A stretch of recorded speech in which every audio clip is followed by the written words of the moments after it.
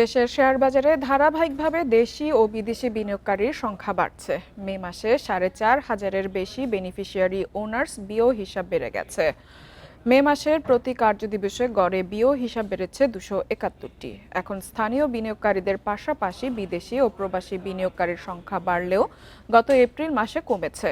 মাসটিতে বিদেশি ও প্রবাসীদের বিও হিসাব কমে ২৬টি, আর মে মাসে এসে বেড়েছে ২৪টি।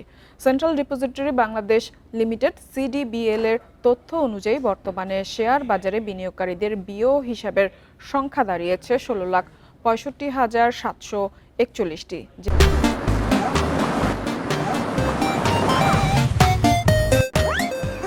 এপ্রিল শেষে ছিল ১৬,৬১,১২৩টি।